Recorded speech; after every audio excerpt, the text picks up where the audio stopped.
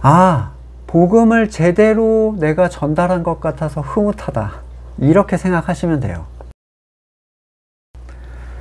안녕하세요. 이 시간에는 근본주의에 대해서 같이 얘기를 좀 나누겠습니다. 공동체에서 이런 얘기를 들었어요. 누군가에게 복음을 전하면 근본주의다 라면서 부정적인 이미지로 이렇게 얘기를 한다고 하시는데, 정작 복음을 전하신 그분은 근본주의가 뭔지도 잘 모르겠고 뭘 가지고 그렇게 얘기하는지, 그리고 근본주의라는 게 어떤 이미지인지 모르겠다, 근데 뭔가 부정적인 느낌은 있는데 이게 도대체 뭔가. 그래서 이 영상은 근본주의에 대한 어떤 학술적인 얘기가 아니라 복음을 전하다가 근본주의라는 얘기를 들으신 분들에게 도움을 드리기 위해서 만들게 됐습니다. 여러분은 어떠신가요? 여러분 보고 근본주의다 라고 하면 기분이 어떻겠습니까? 근본주의가 뭔지 사실 근본주의다 라고 얘기하는 분도 잘 모르는 경우가 대부분이에요. 근데 보통 이런 얘기를 하는 분들은 신앙적인 열성을 가진 사람들, 소위 교회를 열심히 하거나 또는 목회자들, 사역자들, 이런 분들이 이제 근본주의로 몰아가죠. 괜히 뭐 그런 용어를 하나 붙여가지고 잘 모르는 사람을 이렇게 궁지로 몰려고 하는데, 마치 빨갱이라고 몰아가는 사람들이 갖는 그 빨갱이라는 의미는 공산주의자다 라는 의미가 아니라 내 신념에 반대하는 사람을 그냥 몰아붙이기 위해서 뒤집어 씌우는 거죠. 빨갱이다, 종북 몰이를 하는 거죠. 근본주의가 부정적으로 비춰지는 이유는 타 종교에도 이 근본주의가 있는데 매우 원칙적이고 배타적이고 심지어 공격적인 성향까지 가지고 있기 때문이에요. 무슬림, 또 힌두교에도 근본주의자들이 있습니다. 그리고 역시 공격적이고 굉장히 위협적이에요. 그러면 근본주의다 라고 말하신 분들이 그 복음을 말하시는 분들에게 갖는 이미지가 이 사람들이 테러를 가할 것 같다, 이런 의미일까요? 그건 아니겠죠. 그러면 당연히 기독교의 근본주의가 무엇으로부터 시작이 됐는지, 그리고 무엇을 추구하는 것인지를 알아야 됩니다. 1920년대 저널리스트가 리로라는 사람이 이 새로 등장한 종교 성향 근본주의에 대해서 이렇게 얘기를 합니다. 근본적인 것들을 지킬 수 있다면 목숨을 걸고서라도 한판 붙을 작정을 하고 있는 사람들. 자, 신자는 그런 사람이 아닌가요? 신자는 뭐든지 그냥 다 받아들이고 수용하면서 사이좋게 살기를 원하는 사람들인가요? 모든 종교의 통합이 여러분의 신념입니까? WCC 같은 세상과 어울리는 것, 세상을 누리는 것도 복음에 추구하는 것, 이런 게 신앙인가요? 성경에 나온 사람들은 왜 목숨을 걸었습니까? 여러분은 목숨을 걸 만한 신앙적 가치를 가지고 계시지 않은 건가요? 이것 때문에 근본주의라고 한다면 저는 기꺼이 근본주의라고 말을 하겠습니다. 또 다른 한 전문가의 정의가 있습니다. 근본주의는 신념의 한 종류로서 인간과 신에 대한 오류가 없는 유일무이한 종교적 가르침이 존재한다고 믿으며 이 진리가 시대적, 공간적 배경과 무관하게 적용 및 규칙에 따라 준수되어야 한다고 믿는 신념을 말한다. 좀 어렵지만 여러분은 신자로서 여기에 동의하지 않으십니까? 여러분이 가진 진리는 시대, 공간에 따라서 막 달라지고 또 오류도 굉장히 많은 건가요? 그것은 신자는 준수하지 않아도 되는 가르침인가? 이게 근본주의라면, 그리고 그들이 그런 이유 때문에 근본주의라고 했다면 저는 근본주의가 맞습니다. 영광이에요, 그런 얘기를 듣는 건. 하지만 그들은 그런 이유 때문에 복음을 말하는 사람을 근본주의라고 한 것이 아님을 저는 알고 있어요.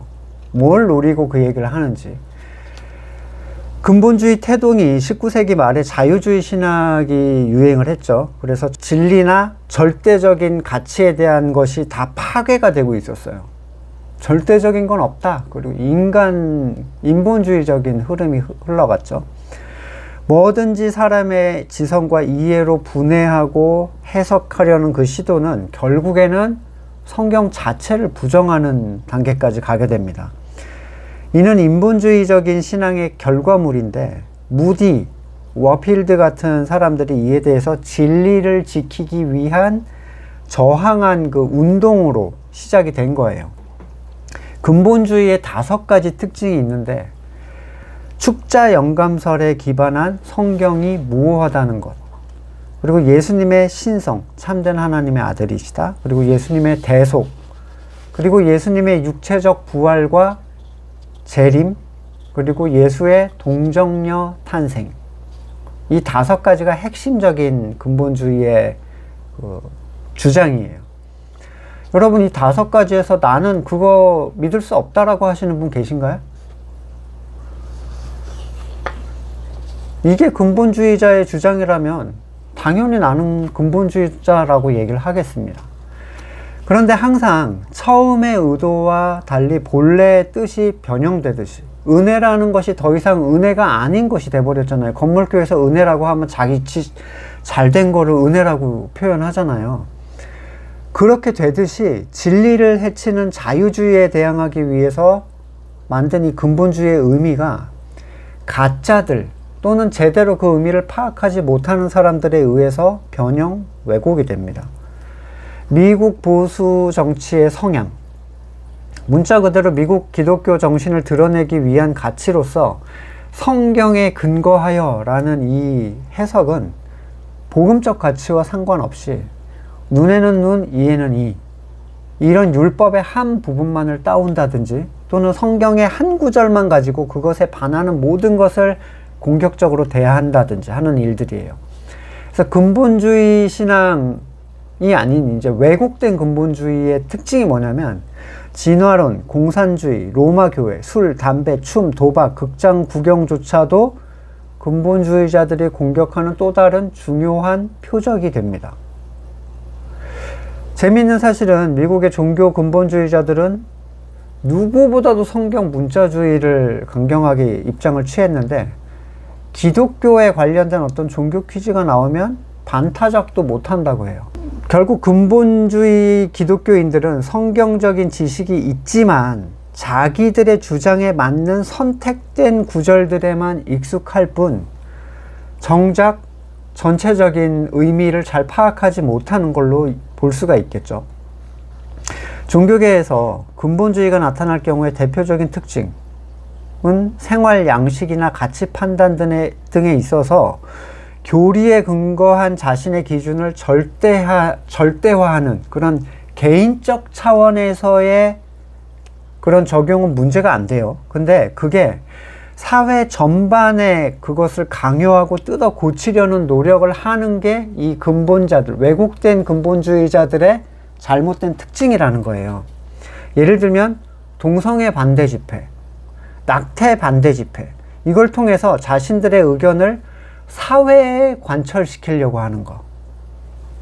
그런 행동들이 근본주의적인 태도라고 왜곡이 되어 왔고, 참된 근본주의자가 아닌 그 사람들의 다수가 자신의 근본주의적 신앙에 의해서 벌이는 행동이라고 이걸 주장을 해왔기 때문에 결국에 근본주의의 이 왜곡된 의미는 이렇게 해석이 됩니다.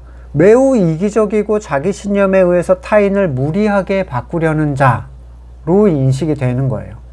그게 복음을 전하는 사람들한테 너는 근본주의자라고 얘기한 그 사람들의 이미지입니다. 그러면 도대체 공동체에서 복음을 말하셨던 분들은 뭘 말씀하셨길래 그에 대해서 근본주의자라는 말을 들어야 했으며, 그 말을 한 사람들은 어떤 반발심으로, 어떤 의미로 근본주의자라는 말을 했는가. 나누신 얘기들을 들어보면 성경에 대한 복음적 가치, 은혜란 무엇인가, 율법이란 무엇인가, 새 언약이 무엇이고 우리는 무엇을 기다려야 하며 무엇이 이루어지고 있는가, 이런 것들에 대한 얘기를 하셨는데, 그리고 그것들이 내가 믿는 신앙의 신념이라고 얘기를 하셨을 뿐인데, 그걸 바꾸려고 한 것도 아니에요. 넌 이렇게 해야 된다라고 한 것도 아니에요. 근데 근본주의라고 몰아붙이는 그 심리는 어떻게 나온 것인가? 그분들이 말하는 것은 자기를 보호하기 위한 수단으로 근본주의의 부정적인 이미지를 이 복음을 말하는 사람들한테 뒤집어 씌우는 겁니다. 자, 성경에 근거하여 신앙생활을 하지 않을 거라면 그 사람은 진리를 파괴해도 무방하다고 여기는 자유주의자에 불과해요. 단지 성경에 이렇게 적혀 있고 이것이 맞다라고 얘기하는 것을 부정한다라고 한다면요. 근데 성경을 근거로 얘기하자니 내 주장 또는 내가 행하는 것들이 성경과 충돌이 나요. 그래서 이 목사님들 또는 신앙적 연차가 오래된 분들이 이렇게 얘기해요. 성경에 그렇게 적혀 있는 것이 맞기는 한데 라는 이상한 반응을 보이는 거죠. 이런 거예요. 성경에 적혀 있는 대로 하자고 하니 너는 근본주의자이다. 세상과 현실에서 적절한 것을 찾아서 중심을 잡아야 하는데 너는 한쪽으로 치우쳤다. 그러니까 근본주의자다. 그렇게 하면 교회 일은 누가 하고 교회는 누가 나오고 전도는 누가 하고 기도는 누가 하냐. 그러면 지금 내가 가진 신앙, 지금 건물의 교회는 다 잘못됐다는 얘기냐. 너는 성경에 적힌 대로만 말하는 근본주의자다. 그래서 남을 파괴하고 타인을 바꾸려고 하고 자기만 옳다고 주장한다. 이런 반발심이에요. 문제는 성경에 적힌 대로 말하는 자라는 근본주의자의 이미지에 왜곡된 근본주의의 부정적 가치까지 입혀가지고 비난을 한다는 겁니다. 너 근본주의자들이 어떤 평가를 받고 있는지 알지? 원래 근본주의자들이 그런 게 아니거든요. 자기만 옳다고 하고 타인을 비난하고 강압적으로 바꾸려는 그 이미지까지 뒤집어 씌워버리는 거예요. 사실 그분들은 근본주의의 정확한 의미를 알지 못하는 거예요. 그냥 왜곡된 근본주의의 부정적인 이미지를 이 복음을 말하는 사람한테 뒤집어 씌우고 싶은 거죠. 약속하신 성령을 기다리라고 하는 것이 근본주의인가요? 어느 세월에 그러면 교회 일은 누가 해? 너는 근본주의자야. 이렇게 얘기해 버립니다. 그렇게 되면 자신들이 성령이 없이 사람의 힘으로 행하던 모든 게 다 부정되기 때문에 그들은 견딜 수가 없습니다. 행하게 하시는 그 새 언약을 믿고 그걸 누리는 것이 근본주의인가요? 사람이 지키고 의를 쌓던 옛 언약의 방식이 아니면 아무것도 누릴 수 없는 그들에게 복음을 말하는 사람을 근본주의로 몰아가는 것은 그들에게 아주 좋은 탈출 수단이 되죠. 그냥 프레임 작업을 하는 거예요. 거기다 몰아넣고 너는 욕먹는 그룹에 있는 거야. 이렇게 얘기하는 거죠. 그들도 성경이 그걸 말하고 있다는 사실을 분명히 알기 때문에 성경적으로 반박을 하는 게 아닙니다. 그래서 갑자기 근본주의라는 걸 끌어와서 뒤집어 씌우는 거예요. 복음을 말하는 것은 진리에 속하지 않은 사람을 불편하게 합니다. 성경대로 따라가는 것은 절대로 강요될 수가 없어요. 그것은 오직 거듭난 사람에게만 가능한 일이기 때문이에요. 그런데 따라갈 수 없는데 성경에 적혀 있는 걸 자꾸 나한테 얘기하고 그것을 자기도 알고 있으니까 화가 나는 거예요. 그래서 왜곡된 근본주의의 부정적인 이미지를 이 사람에게 뒤집어 씌우는 거예요. 행여 성경에 근거하여 복음을 이 건물교회 사람, 이 행위로 뭔가를 채우려는 사람에게 얘기할 때 그가 분노하면서 너는 근본주의다 라고 얘기를 하면 또는 아주 시크한 표정을 지으면서 학술적으로 자기가 얘기한다는 듯이 근본주의라고 얘기를 한다면 이렇게 생각하시면 돼요. 싸우실 필요가 없습니다. 왜냐하면 싸워도 절대 못 알아듣거든요. 아, 복음을 제대로 내가 전달한 것 같아서 흐뭇하다. 이렇게 생각하시면 돼요.